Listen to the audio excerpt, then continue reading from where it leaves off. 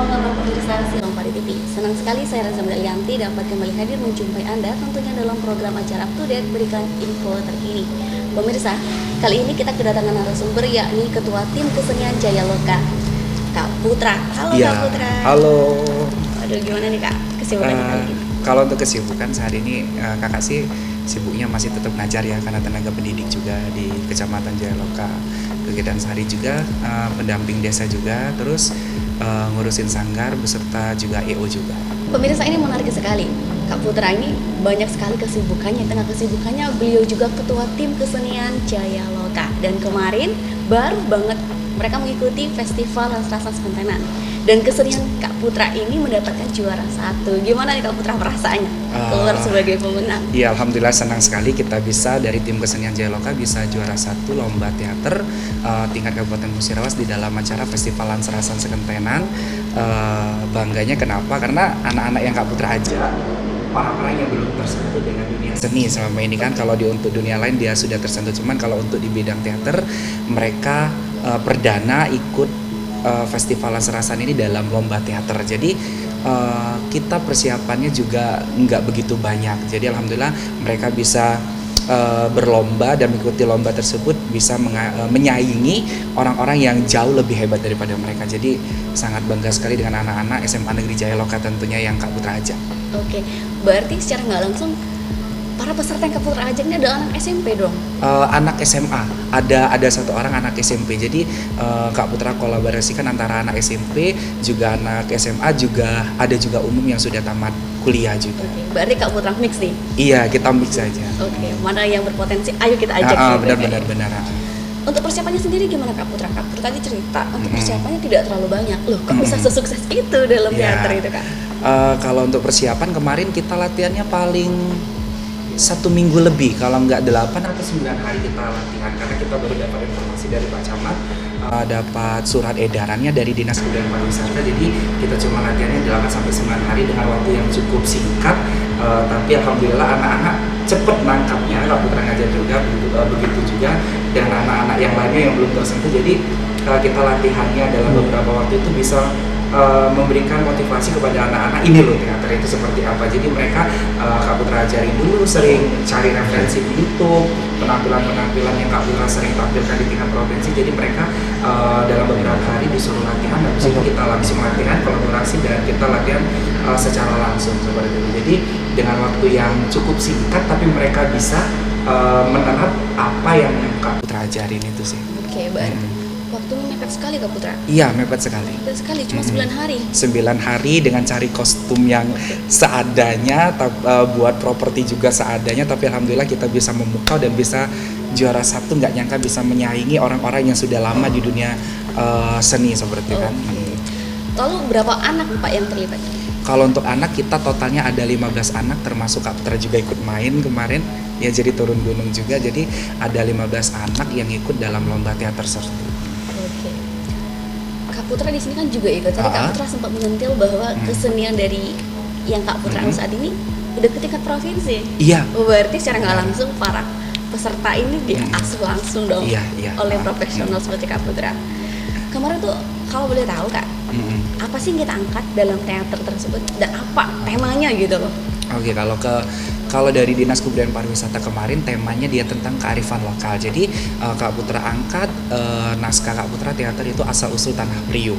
Jadi Kak Putra menceritakan asal usul Tanah Priok itu seperti apa, mulai dari sinopsisnya, temanya seperti apa. Jadi kebetulan yang Kak Putra angkat ini Tanah Priok ini sudah menjuarai di tingkat provinsi, cuman Kak Putra di mix lagi, diimprovisasi lagi dengan naskah yang sudah ada, cuman Kak Putra ganti dengan kemasan yang lebih menarik dan lebih asik lagi. Makanya di Dusun Tanah Priok ini jadilah teater yang tidak sama dengan yang sudah ditampilkan, tapi tujuan dan pengimplementasinya tetap sama seperti itu. Oke.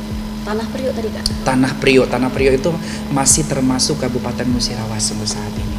Ini saya agak asing Kak. Ya. Ini gimana Kak Tanah Priok? Saya kurang asing gitu dengar baru gitu. Baru. Tanah Priok ini termasuk salah satu desa yang ada di Musirawas, letaknya tidak jauh dari kota Lubuk Linggau, jadi dekat terminal mulai dari masuk jembatan desa Tanah Priok itu.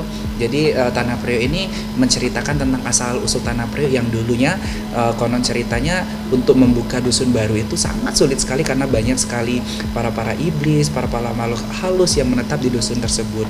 Dengan ditemukannya tanah liat putih itu dari penduduk, makanya diciptakanlah pembuatan priok, panci, ceret untuk sebagai kebutuhan di dalam kehidupan mereka di desa. Makanya dari tanah liat putih tersebut diciptakanlah dusun baru tersebut, namanya tuh Tanah Priok. Tanah itu adalah tanah liat putih, sedangkan priok itu tempat menanak nasi, seperti itu. Untuk kostumnya sendiri gimana? Kalau untuk kostum, alhamdulillah kita punya kostum sendiri. Kalau untuk kostum-kostum yang di dalam pemain teater tersebut, kalau yang untuk setan, para pemeran iblis dan hantu tersebut kita buat sendiri dengan sedemikian rupanya supaya menyerupai bagaimana kita cara mengkolaborasikannya seperti hantu beneran, seperti itu. Penduduknya, dukun jagopatinya, kepala rombongannya, raja hantunya, seperti itu. Oke, berarti memang semuanya kita mau ngebuat sendiri, iya, inovasi sendiri. Oke. Kalau kemudian Kak, kalau untuk yang lain Kak gimana Kak? Kan selama masa latihan kita hanya 9 hari. Otomatis kan dengan waktu peserta kan pada pelajar, ada SMP, ada SMA, itu gimana bagi waktunya? Atau enggak kesulitan gitu? Kalau untuk kita latihannya setiap, jadi anak-anak tetap sekolah, kita latihannya jam 2 siang kita latihannya, karena anak-anak pulangnya jam 1 sampai jam setengah 2, jadi jam 2 kita mulai latihan sampai jam 5 sore.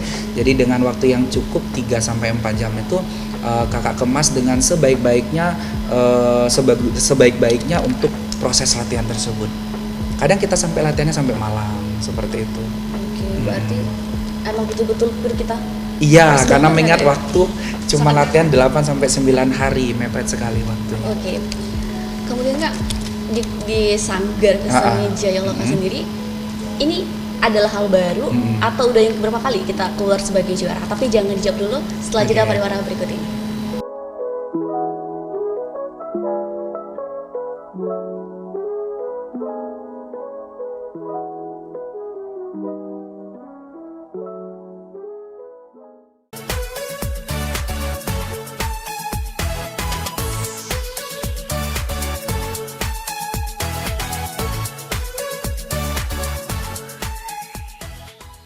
Terima kasih pemirsa, Anda masih bersama saya tentunya Reza Medalianti dan Kak Putra, Ketua Tim Kesenian Jayaloka. Kak, kita terjeda nih Kak. Prestasinya Kak, apakah yang pada saat teater kemarin itu baru pertama atau ada prestasi lain yang telah diraih oleh Tim Kesenian Jayaloka? Oke, kalau untuk prestasi alhamdulillah kita sudah ke tingkat provinsi juga. Kalau untuk di tingkat musyawarah alhamdulillah kita sudah. Kita selain juga kita lomba teater kemarin juara 1, kita pernah lomba paduan suara juara 2. Kita juga pernah lomba tari juara 1 juga. Kita juga sering mengikuti event melalui Dinas Kebudayaan Pariwisata. Jadi anak-anak kita sudah tereksplor ke tingkat provinsi, khususnya di Festival Sriwijaya di mulai dari tahun 2018, 19, 20 sampai sekarang ini. Jadi kalau untuk prestasi Tim Kesenian Jayaloka sudah tidak diragukan lagi, baik itu dalam segi teater, paduan suara, nyanyi, ataupun dalam seni tari tentunya, seperti itu. Oke, berarti kita udah biasa, biasa untuk pentas ke mana-mana gitu kan. Kalau boleh tahu ini kan unik Kak, Tim Kesenian Jayaloka. Biasa kan kalau saya wawancara narasumber tuh Sanggar. Ini gimana Kak? Ini di bawah pimpinan siapa nih Kak? Kalau untuk Tim Kesenian Jayaloka, alhamdulillah kita disupport langsung oleh Bapak Camat Kecamatan Jayaloka, Bapak Supriyadi. Beliau sangat support sekali untuk Tim Kesenian Jayaloka ini. Beliau memberikan apresiasi setinggi-tingginya untuk Tim Kesenian Jayaloka untuk tetap berkarya dan berprestasi tentunya, khususnya untuk membangun desa serta memberikan inovasi dan kreatif khususnya dalam bidang kebudayaan dan pariwisata yang ada di Kecamatan Jayaloka tentunya. Oke. Kita masuk lagi sedikit lagi ke festival tadi kan. Ini kan festival yang serasa sebenarnya otomatis anak-anaknya, pesertanya dari Musirawas. Menurut Kak Putra sendiri sebagai ketua Tim Kesenian Jayaloka, gimana sudut pandang Kak Putra terhadap anak-anak di Musirawas tentang kesenian? Kalau untuk saat ini alhamdulillah, kalau untuk di Musirawas khususnya di Kecamatan Jayaloka, anak-anak sangat haus sekali akan kebudayaan. ya. Mengingat sekarang kan dengan perkembangannya era globalisasi, anak-anak kurang melestarikan kebudayaan dan pariwisata yang ada di Kabupaten Musirawas. Tapi saat ini alhamdulillah untuk anak-anak Kecamatan Jayaloka ternyata masih banyak mutiara-mutiara terpendam, khususnya anak-anak SMA Jayaloka yang akan haus tentang kebudayaan yang ada di Kabupaten Musirawas. Dia tetap mencari, Kak gimana sih Kak tari Musirawas, Kak gimana sih Kak tentang teater dan cerita rakyat dan legendanya Musirawas. Jadi mereka lebih banyak menggali dan mencari tahu tentang apa sih kebudayaan yang ada di Kabupaten Musirawas. Karena kenapa saya selalu memberikan motivator kepada anak-anak tersebut bahwasanya kalau enggak kita siapa lagi untuk melestarikan kebudayaan yang ada di Kecamatan Jayaloka, khususnya di Kabupaten Musirawas tersebut, seperti itu. Kemudian tadi kakak sempat bilang bahwa anak-anak muda saat ini sangat haus dengan kesenian. Berarti secara nggak langsung Musirawas ini untuk seniman desanya harus benar-benar gali nih kak. Iya benar sekali. Kemudian untuk di Musirawas sendiri, seperti kita ketahui bahwasanya untuk MLM sendiri, biasa kan kita tahunya cuma tari gendis biaya atau sama pengantin. Untuk di Musirawas sendiri gimana kak untuk adatnya kak? Kalau untuk di Musirawas kita punya tari Sambut Silampari. Tari Sambut Silampari itu merupakan tari tradisional yang ada di Kabupaten Musirawas yang sudah ada sejak lama dan sampai saat ini masih kita lestarikan dengan mengangkat yang memang betul-betul akar dari kebudayaan dari Musirawas, namanya tari Sambut Silampari. Kita juga punya tari tradisional, kita punya tari piring gelas, kita punya tari putri berias, kita punya tari tura. Kebetulan tari piring gelas ini pernah kakak angkat dan pernah kakak bawa di tingkat internasional di Malaysia, tentunya mewakili Indonesia, mewakili Sumatera Selatan pada tahun 2018.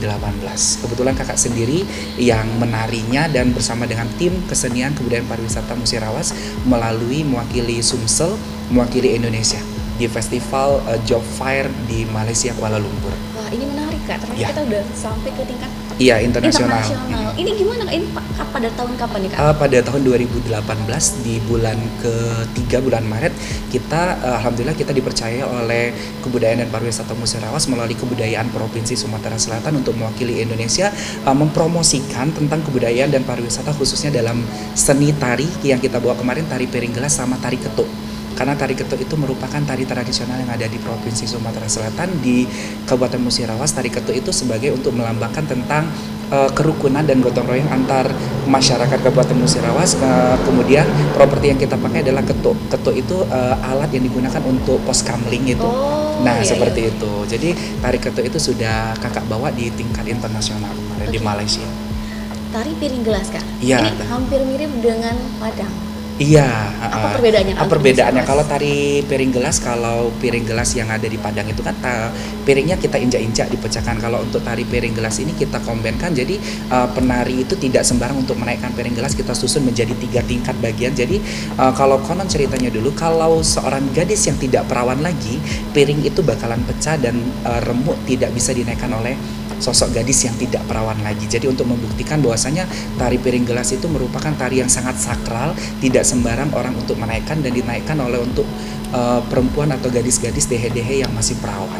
Wah ini menarik ya. Ternyata ada filosofi tersendiri benar, dari setiap tarian. Setiap tarian pasti punya makna tersendiri. Oke, lalu untuk di masyarakat sendiri kak, apakah untuk tarian ini sering diaplikasikan dalam suatu acara? Ya, kalau untuk diaplikasikan dalam acara, kalau untuk tari piring gelas ini biasanya ditampilkan pada saat event-event besar, misalnya kedatangan bupati, menteri, presiden ataupun pejabat-pejabat yang ada di Sumsel tentunya. Kalau untuk di tingkat daerah, kalau untuk di job-job setiap minggu jarang kita tampilkan karena itu merupakan tari untuk saat ini sebagai tari sambut kedua setelah tari Sambut Silampari untuk menyambut para tamu agung ya, besar seperti itu. Menarik sekali ya kak ya. Ternyata kalau nggak dari kita, kapan lagi kita mau kalau dari kita siapa lagi?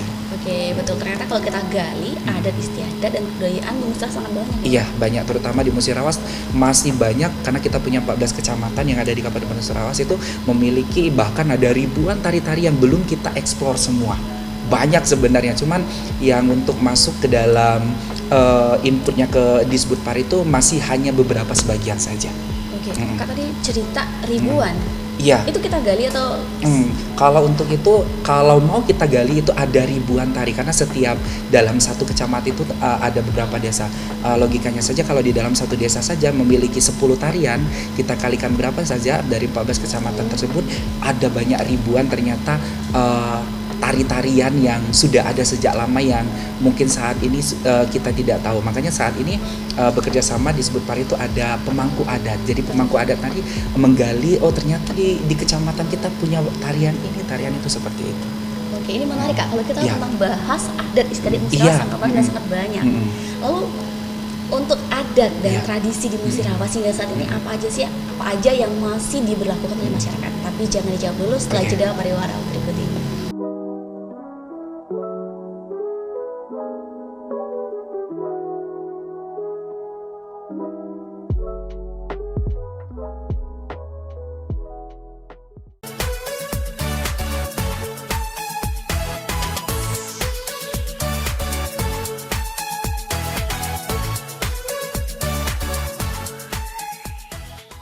Terima kasih pemirsa, Anda masih bersama saya Reza Mendalianti dan Kak Putra. Kak, tadi kita terjeda Iya. sebentar terkait dengan adat istiadat yang hingga saat ini masih diterapkan oleh masyarakat. Apa aja nih Kak? Kalau untuk di Kabupaten Musirawas, khususnya di Kecamatan Jayaloka sendiri ya, tempat kakak tinggal, yang paling menarik adalah kita punya sedekah bumi. Sedekah bumi kita punya tradisi punjungan, kita juga punya tradisi takiran, dan kita punya sedekah. Misalnya kalau kita disebut itu di acara pernikahan namanya temu manten. Temu manten. Iya, temu manten itu proses adalah penyatuan antara laki-laki pengantin mempelai pria dan pengantin mempelai wanita. Jadi biasanya di situ ada memang betul-betul memang ada satu orang khusus dalangnya ya yang mempertemukan kedua pasangan tersebut untuk membina hidup yang baru dengan cara memecahkan telur dan diinjak telurnya, seperti itu temu manten. Oke, berarti ini saya pernah lihat kayak ini sama kayak ada tradisi Jawa. Nah benar, kenapa tradisi Jawa? Tradisi Jawa karena Kecamatan Jayaloka 98%-nya penduduknya orang Jawa. Kita kan namanya transmigrasi. Betul. Kita punya Trans 1, Trans 2 itu disebut dengan Ngesti Boga 1 dan Ngesti Boga 2. Jadi kebanyakan 98% adalah orang transmigrasi dari Pulau Jawa datang ke Kecamatan Jayaloka untuk kalau dulu namanya transmigrasi itu perubahan penduduk. Iya, jadi untuk saat ini kita banyak kesenian Jawa, kita punya kuda lumping juga, kita punya seni jatilan, ada reok juga yang baru-baru ini kita lestarikan, kita punya anak-anak pencinta gamelan, jadi kita punya alat-alat musik saron, angklung juga kita pelajari untuk saat ini. Jadi kalau bicara tentang adat dan tradisi, Jayaloka ada segudang adat yang Masih patut diterapkan. masih kita terapkan untuk saat ini. Oke. Kakak tadi sempat cerita bahwa di Kecamatan Jayaloka kan 99% atau berapa tadi Kak? 98% penduduknya orang Jawa. Orang Jawa. Dan di dalam Kecamatan Jayaloka juga banyak sekali kesenian Iya, Jawa. benar, Reok, benar. Reok. kuda Kepang, kuda lumping, kuda lumping gitu. Ini kan untuk kesenian kakak sendiri di bawah camat, apakah kesenian tersebut juga masuk dalam suatu lingkup kakak sendiri? Iya, kalau untuk tim kesenian, jadi namanya tim kesenian Jayaloka, jadi merangkup semuanya. Jadi tim kesenian kakak, ada kuda lumpingnya, ada reok ponorogonya, jadi kesatuan di bawah asuhan oleh pimpinan dari Kecamatan Jayaloka, Bapak Camat Supriyadi. Langsung berarti? Iya. Berarti memang seperti itu. betul kata kakak tadi. Iya, segudang banget. seluruhnya jadi satu, segudang kesenian tadi jadi satu. Oke. Dan untuk pemainnya, pesertanya, Kalau untuk- keseniannya, apakah itu dari Jayaloka sendiri? Iya, asli orang-orang Jayaloka yang memiliki talenta-talenta yang sangat luar biasa yang memang dilestarikan oleh turun-temurun. Jadi yang punya sanggar juga tim kesenian itu kan gabung jadi satu, jadi turun-temurun untuk melestarikan mulai dari yang sudah tua sampai saat ini mengajarkan regenerasi untuk anak-anak selanjutnya, seperti itu. Berarti selain itu juga untuk pesertanya juga campur nih, ada yang muda, Iya, ada yang muda, tua. ada yang tua, Oke. seperti itu. Kak, lalu kita berbicara tentang dunia digitalisasi pada saat Iya, ini.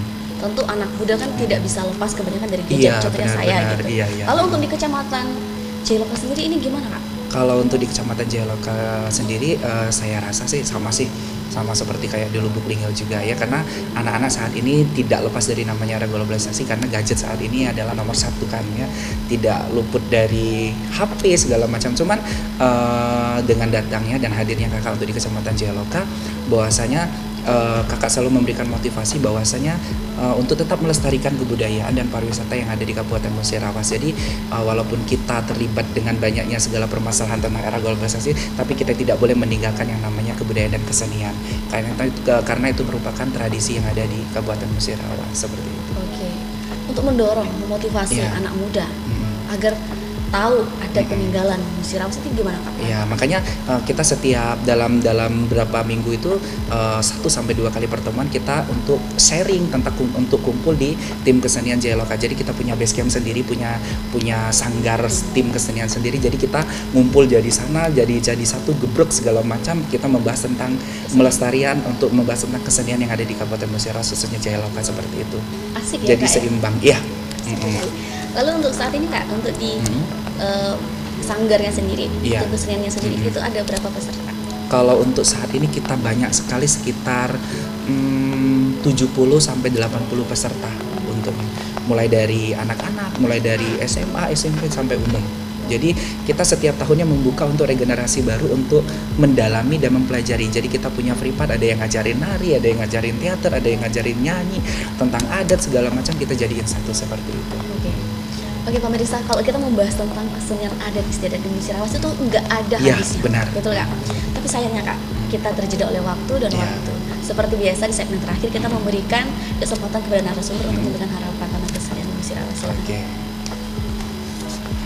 Kalau untuk harapan, alhamdulillah Kak Putra selalu memberikan motivasi kepada anak-anak di Jayaloka bahwasanya tetap mencintai kebudayaan dan pariwisata kita, karena kenapa, kalau tidak kita siapa lagi. Untuk saat ini walaupun perkembangan era globalisasi yang sangat pesat, tapi kita harus tetap ingat bahwasanya kita hidup juga harus berdampingan dengan yang namanya seni.